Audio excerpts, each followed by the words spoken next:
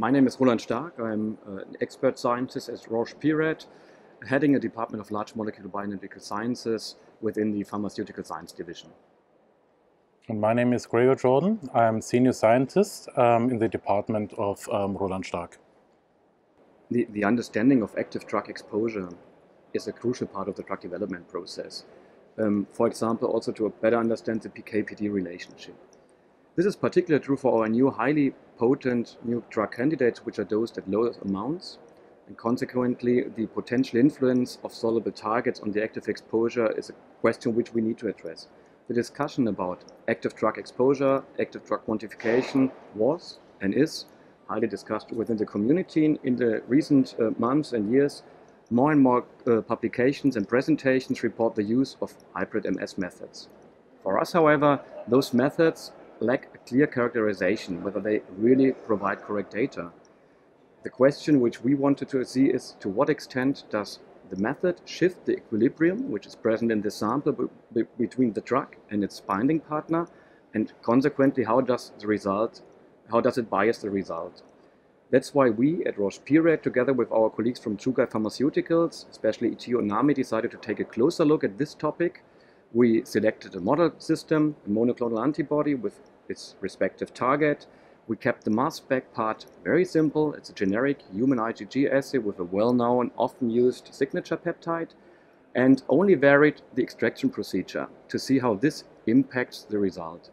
And to enable this evaluation, we used what we termed free analyte QCs, in addition with total drug QCs, and could show that indeed conventional total drug QCs do not offer the possibility to do a detailed characterization. At all conditions we tested, they showed everything is fine. In contrast, the free analyte QCs showed, yes, active drug quantification is possible also with hybrid MS assays when appropriate conditions are used. Inappropriate condition, however, can significantly shift the result, even quantitatively, so that the alleged free drug assay actually provides total drug data. The free analyte QC concept is a quality control concept where we have a certain amount of a free drug present in our QC sample. To prepare these QC samples, we add a certain amount of target to our QC sample, and by knowing the KD value of the two interaction partners, it is possible to adjust a free fraction in these QC samples. These free fraction should be around about, is our recommendation, 50% or less, or just talking another way around, it is at least 50% of the analyte should be complex in the QC sample. In our publication here, we wanted to show or to demonstrate how robust the free analyte QC concept is. We prepared several QC samples covering the complete calibration range investigated in this paper, and we combined always two QC samples together pairwise, and we adjusted the free concentration of the analyte to the same concentration, but by adjusting with a different drug target ratio to achieve this same amount of the free analyte present in the free fraction. It's not about advantages of one technology over another one. It's not about technology. In the end, nobody cares what technology we use. What counts is data, clearly defined data, which enables decision making. So our aim in this publication, in this study, was not to see what are the pros and cons, but really to get a better understanding of hybrid methods, to see whether it's a true alternative and expands our bioanalytical toolbox. If you will, from a technical perspective, of course, since the detection is performed by mass spec, you do not need a second detection reagent. It's a clear advantage if such a reagent is missing, but actually it's a theoretical advantage. Typically, such a reagent is present, is available, and it's not limiting. And when you decide whether to use a hybrid method or ligand binding method, you also have to take into consideration the existing challenges of hybrid methods. The main challenge, besides, for example, the sample processing, the digestion of the samples and so on, but the main challenge is the sensitivity of the assay. And in the recent days, the sensitivity of mass spectrometry went below 100 nanogram or even lower values.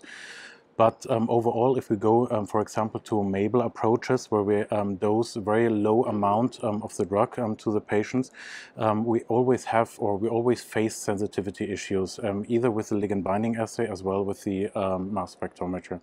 So, short answer, the most challenging thing is really the sensitivity. How does the work impact the future of hybrid? I think first we have to differentiate when we talk about hybrid. Do we talk about an extraction step to increase the sensitivity of the assay, or do we use the extraction step to increase the selectivity, for example, to specifically quantify the active drug fraction? Talking about the active drug quantification, the work nicely showed, yes, active drug quantification is possible with hybrid LCMS methods. This is very good news and should stop all the dogmatic and generalizing statements. MS can only do total and ligand binding assay has other limitations. But on the other hand, we also could clearly show it's not as easy as it is often claimed. The challenge is that also the extraction step significantly can impact the equilibrium. And this is what we showed. Mass spec is not critical, extraction step is critical. And since the extraction step is a ligand binding step, and this is the result determining step, we should rather consider a hybrid MS method like a ligand binding assay with a bit of mass spec detection as compared to a mass spec assay with a bit of sample preparation. Consequently, what we should do is we should apply all the considerations which are required to develop an appropriate ligand binding assay also for the development of hybrid MS assays. For example, as Gregor explained, free analyte QC is a very valuable tool to find the optimal conditions. In the end, it's completely unimportant what technology we use. Use whatever you like, but let us characterize our data.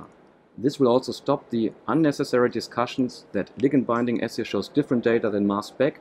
If we have clear data, true total value, true active drug value, then it is independent whether this was generated by a ligand binding assay or a mass spec based assay. The critical step in the extraction of an active compound out of a sample is the time.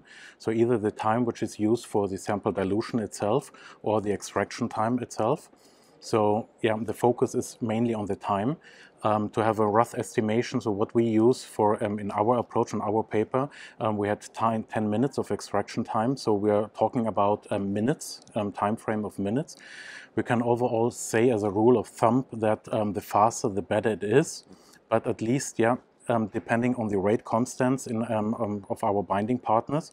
But yeah, as mentioned before, the time is really critical. Ideally, I would like to have an automated system where I just place my sample in it, my 100% plasma sample into the system, and the system itself would perform the dilution and the extraction step very precisely and very fast if possible. Up to now, we have for the ligand binding assay one system on the market with a very fast interaction step, but there is no automated dilution in front of this, so this is a bit lacking. So in 5 years, if I could give a kind of wish, this complete system would be very nice, coming from dilution and extraction, and that's it.